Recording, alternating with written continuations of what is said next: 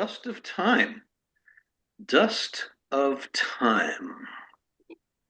I guess when we die, we return to dust. Is that the philosophy of the idea? Yeah, well, a part of it, I would say yes, also. Yeah. That's a happy thing. Well, since we're all going to die, I'll see you later. So I listened to the album this morning. Thank you very much for sending it to me. You're welcome. And here's my feedback. There are Middle Eastern sections. There's Pink Floyd influence in your soundscapes. Sometimes it sounds like it could be in a 2001 A Space Odyssey soundtrack. Wow. It's just gorgeous soundscapes. And I was going to ask an idea of how you work because it could go either way. Is it the soundscape that inspires your poetry, Shane, or the opposite? Well, the first time I heard, see, Manolis is basically, from when I met him, he was an artist, so all this, you know, cool art. And then one day he's all, oh, I also do music. And I was like, really? So, and I'm like, I don't really know. So I'm thinking maybe he's just going to send me something that's going to be because I don't know. He's an artist. I didn't know that he was also a musician. So he sent me a piece, and I'm always very blatantly open. I mean, I don't mean to hurt someone's feelings, but if it's good, it's good. If it's not, it's not. But it dropped me on my face. I was like, what the hell? It was just it was so powerful and moving. I thought I got to do something with this. And that's how it started. But it seems like every piece he sends me, there's no middle ground with this guy. There's no mediocre. Everything is just crushing, emotional, powerful. I'm like, oh yeah, I can work with that. Yeah. So it starts with Manolis's inspiration, which inspires your poetry to throw it on top. Basically feed off of each other with this kind of formula. Sometimes I'll send something just for the hell of it, and then he'll like, oh wow, then he adds to, but it's a back and forth thing. Oh, okay. Goes both ways. Got it. Wonderful. So, Manolis, tell me a little bit about your musical process, because obviously there are so many different colors in your music. What inspires you, other than his poetry? If you start the piece, what inspires you? How does it come to you? How do you execute it? Tell us a little bit about your process. Yeah, well, first of all, thank you very much, Shane, for the wonderful words. And thank you very much, Steve, for the wonderful feedback because first of all, that all these words warm my heart because it was a great challenge for me to create this album, but I had the great urge making it. So that makes me really happy. Well, about the process is actually, I would say, it's based always on instant inspiration, actually. There were times actually where I had some motives or maybe the whole track in my head arranged. So I tried simply to play the sounds that I had in my head. Some of the times I had also inspiration by writing some words, and maybe I would try to imply music or the opposite. And of course, there will always sources of inspiration, like the ones that you already mentioned, or like soundtracks, a lot that I listen to, like Blade Runner, which is actually my favorite. So every creator, he's trying always to try some piece of magic from the ones he admired. So pretty much is that this is this was sorry the process. Your actual execution of it. How does you have a DAW? Do you just put it together piece by piece, Exactly. track Exactly. by track, idea by idea? Do you Exactly. do you ever go around with your phone and sing an idea into it Yes, and this to is a get the great melody for question. something? Yeah, yeah, exactly. I did that for in particular for the track with the Whipping Tide. This is actually how it was recorded. It was one night actually where I had this inspiration and this motive was keep playing in my head, and I said, okay, I have to record this. So I sang it in my phone, and then the other day I started creating it. So yeah, exactly. Yeah. Excellent. Shane, I read on one of your websites that you are the last American poet. So, being Italian, I have to ask, did you rub the other guys out? Did you eliminate your competition? Did you sick Mental. Vinny on them? What's going on here?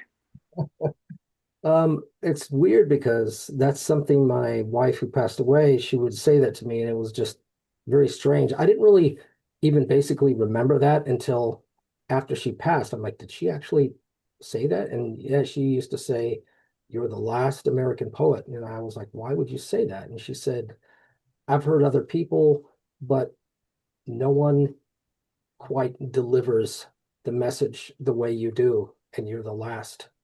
And that always kind of hit me pretty hard. Wow. That's hit me hard. Wow. Yeah. Well, it's beautiful stuff. How do you go about your process? It's funny you say that because I met someone pretty big, but I'm not going to get away from what we're talking about. But someone asked me, they said, where do you find inspiration? Where does it come from? And it's very easy for me to answer. It's purest emotion. But this emotion, it comes from pain, it comes from anger, it comes from hurt. And at the same time, I get out to walk because I don't do drugs or drink anything. So my purest instinct of meditation is walking. So I go out and I take long walks and I look around and I let the memories just overflow and and I let the hurt come out. I let everything just flood through me. But at the same time, I'm looking around, I'm seeing the sky, I'm hearing the breeze, I'm seeing nature. And this emotion is my biggest motivation. It pushes me, and all these things that are in my mind. And like you said to Manolis, I take up my phone and just suddenly these long words. I'm like, I better get this out. And I just say them really quickly, and later on I can do it better. But the ideas start flowing, and it's usually really powerful, gut wrenching. And sometimes I try to tell myself, don't go that direction, but a lot of times it just kind of steers back that way. It's just, and it's a release. As Manolis gives you a track, do you guys work together on the placement of where the words are going to sit on top of the track?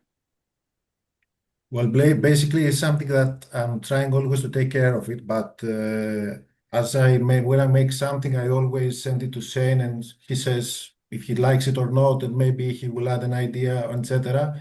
But I thank him for that because he trusts me on that thing because it is also a part of the arrangement process.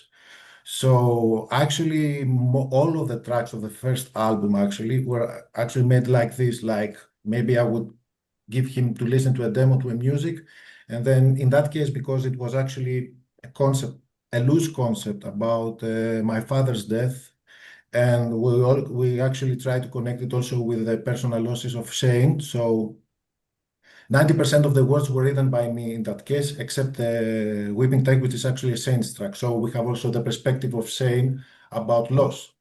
So when I sent him the words, he usually helped me out to maybe write it better or maybe put it in a better way in writing. And then I will start doing the arrangement. And then when we decide that that's it, then we move forward. So, Shane, where you put your words, because they're not, obviously, you're not talking through the whole 3 minute song. Your vocals are here, your vocals are here, your lyrics are there, they're placed in certain places. So my question is it one of you or both of you that just because I'm trying to think of why does it land here? Why does The Yeah. your lyric come in at 2:45? emotional process is I'll write a piece, but Manolis, he has this talent of he can grab things and edit them and he'll drop them where he thinks it gives the most emotional response. And it's amazing because he'll send me these pieces and he'll edit them and send it to me. And I'm like, oh my God. And he drops it at just the right moment. And it's like some of the stuff I've let some people hear and they're like, oh my God, this is breathless because he drops it at that certain moment and leaves this small pause, and then my voice comes out. And that's good when someone has the talent to know how to do that. Thank So you. when Manolis sends you a track, it's 3 minutes and a half long. You're not sitting there talking to the track. You're sending him the entire poem. And Manolis takes the words and places them himself. He wakes it up and he drops it. Got it. Got it. I'll tell you, Exactly. I'm extremely picky with people I work with. And this guy, he sends me this stuff. And every time he sends me a piece, I'm like, and he's very like, oh, I hope it's okay. And I'm like, No, it's perfect because he seems to grasp, that instinct of where things should be and how it should feel, and it's like, and where my voice will gravitate towards the spectrum of emotion. He knows exactly where it should be. And I hear it and just go, yeah, okay. I have no complaints. Yeah. Wow. I We have a can, question. Have you guys ever played live? no, No, people no, keep no. asking. Well, here's my vision. I was listening to this today, and I had a vision. I had two visions for you guys. Interesting. First of all, you got Manolis standing up in a DJ thing, but he's playing something. You got the track going. You got the thing, the in ears. You got the track going. He's up in the DJ booth. You're out there doing your poetry rap, dressed like Dobie Gillis from the 1950s. With your French dress and your little hat. Maybe bongos on the side. Get that whole hippie thing going. But if you want to take it to the next level, get a live drummer. And then you've got Manolis sitting there doing playing some keyboards to the track. You're out there in the front talking your thing. Got a live drummer creating some power behind you. If I was in a club and I just saw this, I'd go, "What the hell am I watching? This is so cool." Yeah, and it's funny you say the thing about a drummer. You like bring someone in to do some like weird Middle Eastern percussive magic, and that would just like bring the ambience into a full spectrum of like, whoa. So yeah, that would be interesting, but it's always hard when people ask me with different projects of doing stuff live. I mean, I work full time. My job would be like, no, we're not okay with that. And not to mention I couldn't live. But it's nice to think about. Yeah, it'd be fun. I tell you, if you ever do it and you're ever in the California area, let me know because I would love to see this on stage because it's it's it's a spiritual, life-giving flavor, just the wash and the words and the powerful words. It's more than your average pop tune. There's something else going on. It's deeper. Interesting you say that because when I first started working with him, he would send me these pieces, and I mean he's so humble, and that's very important because when people lose that humility, they forget what it's all about, the music, how it is to feel, and that's what's behind emotional content of emotions and how you feel when you hear the music. But he sends me these pieces and he tells me, well, it's a kind of cinematic this and that, but and he's always so humble about, he thinks like, oh, I hope it's okay. And it's never to me just okay. It moves me, deeply moves me. And that's the first sign of someone who has talent. If you can like say we sent this to you and you said you listened to it, and if you're feeling like, listening to it, then we've done our job. Oh, you did your job. Thank So you. now that you did your job, you're going to go do your other job. Yeah, but we're not literally doing it, to try to, you know, do it for other people. First and foremost, we do this for ourselves. But if other people enjoy the trip, then that's even better. How do you share this? How do you promote it so that more ears can listen to this wonderful music? We'll just send it online. I mean, of course, you got to be careful on Facebook because it's bots. They all think you're trying to, you know, you're trying to scam or something. Next thing you know, they want to shut you down. So you got to be careful with that. But I send it Really? Promoting your own music, they think you're a bot?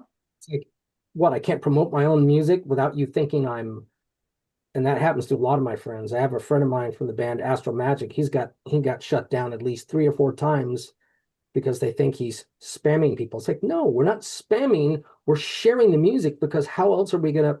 But they don't care. They don't You like own the music. You're the copyright holder. seeing people. I'm like, no, these are people who are already my friends. I'm not harassing, but Yeah. that's how bots see it. They're not humans. They're bots, and it's disturbing. They see that they don't like it. They shut you down. So you got to be careful how you go about that. Oh, that's the first I've heard of that. That's troubling. Yeah. Oh, wow. I feel depressed now. I was Yeah, feeling happy a minute ago.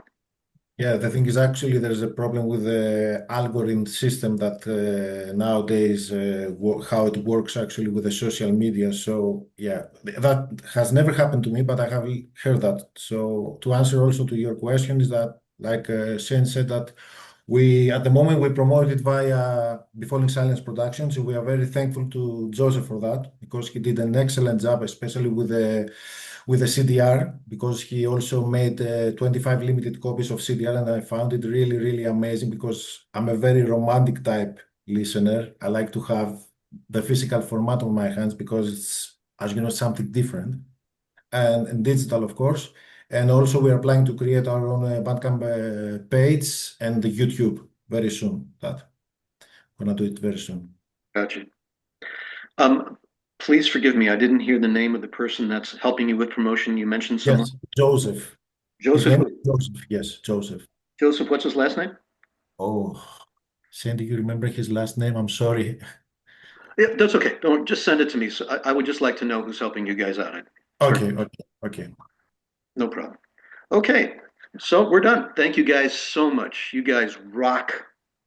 Thank you so much, Stephen, for the wonderful I'm joking. I'm interview, joking. and thank you for having us. I'm joking. I'm Oh, joking. our Oh, We have a half an hour to go. I just ran out of questions. I'm being silly. but yeah, you got me there because I thought maybe it lasted too not too long, and I said okay, but You're the first one who's ever bought that at 10 okay, minutes in. okay. This is the truth is that this is my first interview ever, so yeah. Oh, well, you're doing wonderfully. Thank you very much. Thank you No, so okay, much. so we've covered some of the structure of how you guys go about doing business, how you're promoting it. You're not going to do it live. So, what's the next step for your band? Well, the next step actually is that we are already in the process of creating the next album, even though it's too early, but as you know, inspiration hits at moments that nobody can expect that. So, and that's the wonderful thing. So we already decided some titles, working titles for tracks. We already have a title for the next album. And the good news is also that we have almost done, I have made also almost done a first demo of one track for the next album. So this is actually, even though it's a studio project, to be honest with you, I would like also to make it live someday, but at the moment it's pretty hard to do that. Yes. But to be honest, studio is always safe, to be honest with you. And we will keep it for sure that way. And the good thing is that with social media nowadays, people can communicate everything, music, art, everything. So this is well enough for us to do that way. You mentioned that you have some titles for the next album. So Yes. my question now is, does the title come before the music? Does the title inspire the music? It can happen both ways. It can Okay. happen both ways. Well, actually, for example, when I was creating the Waking Hours album, I had already we have already decided the album title in the middle of the process of the album. So yeah, for the next album, it worked that way. Even though we have only one demo at the moment and some recorded sketches, I came up with the idea of the next with the name of the next album, and Shane agreed with that, so we kept it. And yeah, we move forward, and there are always things that I'm pretty sure that will come always spontaneously during the creative process or in times of instant inspiration. You were halfway through the album when you came up with the title, The Waking Hours. What inspired it at that point? Well, actually, we have first of all to mention that the concept of the album is based on my father's loss. I lost my father back in 2018, so that was something that was puzzling me for years. So I decided when I started working on music seriously, approaching the music seriously, I said that I wanted to make a tribute and I wanted to express actually how I felt.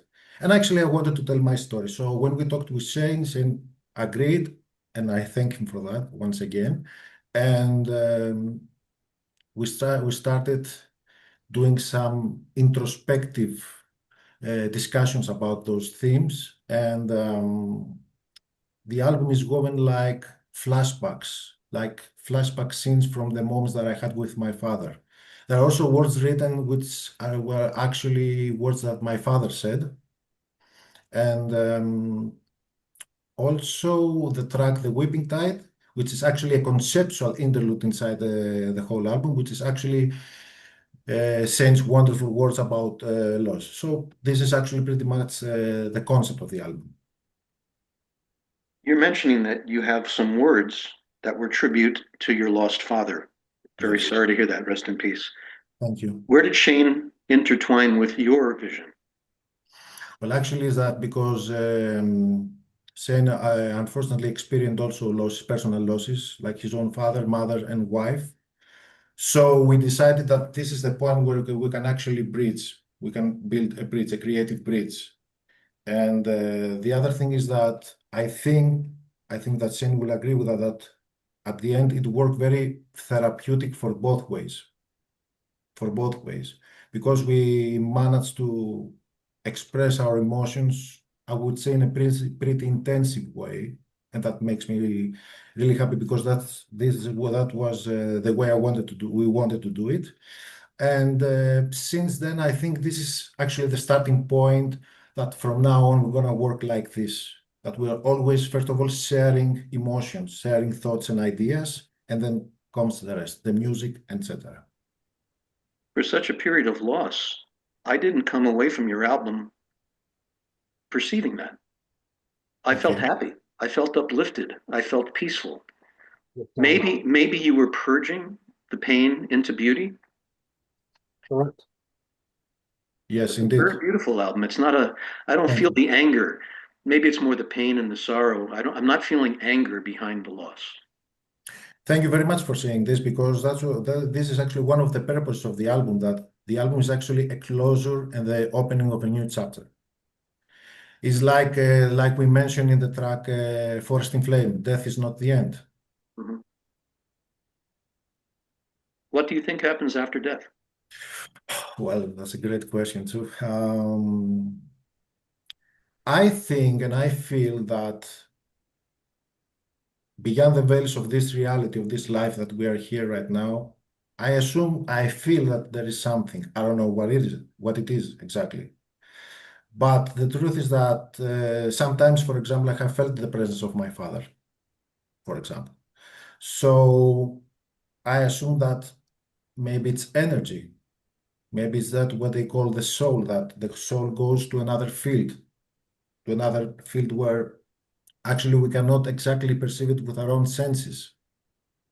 So I have always the feeling that music, in this case, it works like a light, like I'm setting a light to the other side.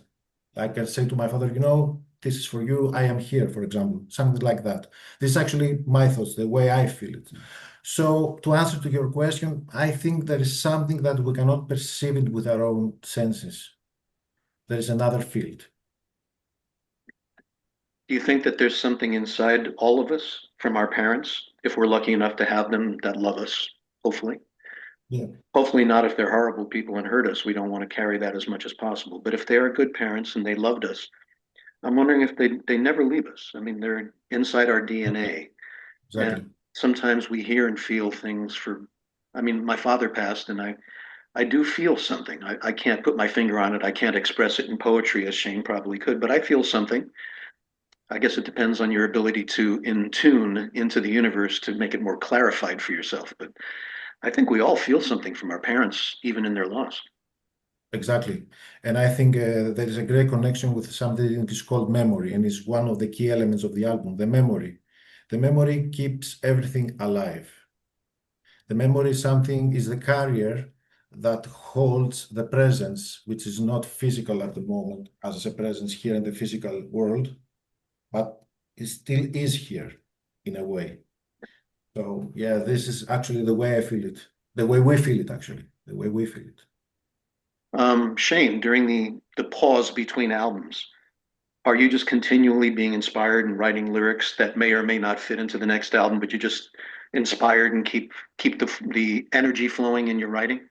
Never stops. And I don't know if it's just because of loss or because of all the traumatic situations that have happened, but I can never stop. Some people think, oh my gosh, you must be overwhelmed because you do all these different projects. But yes, it is overwhelming, but not in a negative sense. I need to be overwhelmed because I still can't face the silence. It's just, it's too formidable, it's too painful. So I have to keep going, but it's not like boring stuff. My thing is like, if I don't have anything super powerful, I won't do anything, but the words are always in my mind and they never ever stop flowing. So that's why I'm always doing projects because I always have lots of things that I need to say.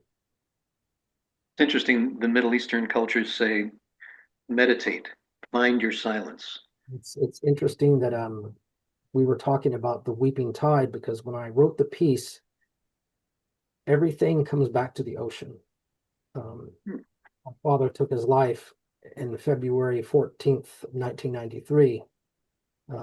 I released him at this exact place by the ocean. My mother died 4 months later. I released her at this exact place. My wife died in my arms from cancer. I released her in this exact place. And when I go there, I speak to them. And this is my conceptual idea of the weeping tide because you can cry and you can get it out all you want, but it's always there and we never forget. And you mentioned things about our parents. I'm not religious at all in any way or form, but I don't know how to describe what's happened. My mother visited me and not a dream. And I don't even know how to, I'm like, okay, well, if it happened, you see it, you hear it, you have to believe it. And she basically told me she was proud of me and that I need to let go of the pain, let go of the hurt. And, it's like, wow. And my wife, who passed away, she's visited me on many occasions. And it's just, I don't know what to think. I mean, other than it's real, I don't do drugs, I don't drink. So I'm seeing it, and I even asked her one time, I get in these really dark moods over the holidays and I'm guessing she knows like, oh, he's going beyond dark. Because when you get in that dark mode where there's no turning back and you keep trying to come back from it, and it's like, no, it just gets darker and darker. I actually said at one point, if you're here, you need to visit me in a dream because I'm not sure if I can do this anymore. And instantaneous, I asked, she appeared to me and brought up exactly what I was discussing. And it blew my mind bad. I don't know what to think about it. I woke up and I could smell her scent. And who's to say it, it's like there's no one here except for me, but it's just mind blowing. There's definitely something out there. I think it's love. The love we hold in our hearts, the love that we send to each other. It's all energy, it's Yes, sharing. I don't think it disappears. I mean, True. love's exactly. the most powerful thing in the universe. I think it just keeps going on and blossoming and comes back to us. It bounces off the wall and hits us in our heart again. They never leave us, the people we love and that loved us. I'm so Indeed. sorry for both of you guys' losses, man. This Thank this you. I usually have fun interviews, but you know, this is part of life. The thing Exactly. is, ever since I started doing the spoken word stuff, after my wife passed away, I was in such a dark place that someone said to me, why don't you just send me over a piece? And I didn't think anything about it. I'm thinking, why? But then, and that's how this all gets started. They put music to my words, sent it back to me. And after a while of people doing this, after the finished product, I hear it. I get this feeling. I'm like, what is this feeling? And I'm so out of touch with peace and feeling joy after all the stuff I've been through. I'm like, wow, I feel like I'm high. And it's happiness, it's joy. I'm like, you're kidding me. That's what this, yeah. And so every time people send it to me, it's like a drug. I'm like, so why would I stop? This musical journey is my journey, and this is what I need to keep doing. Like in that Pink Floyd song where they say, just keep talking. Do you guys ever listen to your album, which is created from your experience? Funny you said that. Do you It's ever listen to it and just go, there's my wife, there's my father? Do you ever just say, that chord just brought back? the time he patted me on the shoulder or something. And you can have your own music and put it on, and it moves you to such powerful emotional status. And you're thinking, well, I must have done something right because I'm the biggest critic on my own stuff. And it's like, yeah, I don't want to hear this. It's like other people might, oh wow, I dig this, but and I put on Dust of Time. It's just, and you can't just hear one song. No, it's like this one long story, and it's still very gut-wrenching and powerful to me because I was part of the story. And even though Manolis wrote a lot of stuff, that's not even the point. It's like everything he wrote is stuff we connected to in every aspect. His father, my father, the emotional status, the pain. It's like all of our mental balance of communication. We were just instantly connected, and we're like, wow, we were connected by this story, and we had to get it out there. Do you think your relationship together through music has helped this moment? For sure, yeah. I would say a lot. I would say a lot, and it established to me a very special bond with Shane. And this is a great honor to say that because, first of all, he's my friend and and then collaborator. And to answer also to the previous questions, that I cannot be adjective with my music, even though I'm trying. So I always try to keep a distance at something when I finish something because I'm always like, oh, maybe this is a mistake, or maybe I would do that in a different way, etc. But what played a crucial role in the whole result is Shane's voice and delivery. His delivery is so powerful beyond any comprehension, in my humble opinion. Without his voice, it wouldn't be the same. Even though I listen okay and I feel that the music is powerful enough for me and I like the music, of course, but without Shane, it wouldn't be the same. And I'm very grateful for that, to say the least. Funny he says that because I'm the absolute opposite. I say that to everyone. Um, I could never be jaded if my life depended on it, but it's about the music gives my voice a life so it can be reborn into this story that needs to be told. And that's the only time in my life that I can accept it. When I hear my voice, I just go, yeah, okay, whatever. Yes, my writing is one thing, but my voice, I don't really care about it. I can't accept what people say about it. I'm humbled by it. I'm grateful. But when someone adds that music and they give my voice a life, only then can I say, okay, and I'm grateful. I'm not grateful for me at all. I'm grateful to them for giving me the access to make it come to life. And I'll always be grateful to my friends who do this for me. Well, the music is stronger for both participants. I think it would have been a wonderful instrumental album. I think you could have released a book of poetry, but when you put the two together, there's a different magic. Well, actually, that was the point, actually, to combine different media together, music, words, and vision, talking about the artwork. So we wanted everything to be cohesive as possible. How wild to have the synchronicity of two souls like you guys have, with so much loss focused on one project. And it's fascinating to me that I came away from it feeling uplifted because I guess sadness and loss doesn't have to be devastating and depressing. It can Indeed, also, maybe you guys tapped into my losses and helped me purge my own losses. Who knows? Music heals all kinds of things. indeed. It's a universal language. Yeah. It's a universal language. It's also interesting because I've spoken to many huge musicians around the world, and the biggest thing that I've gotten, biggest thing I've received from this is realizing when you go and you compliment one of these huge musicians, like, oh, I love this song, and they're like, ah, they're not, and you're like, what the hell? Now I finally understand what that's about.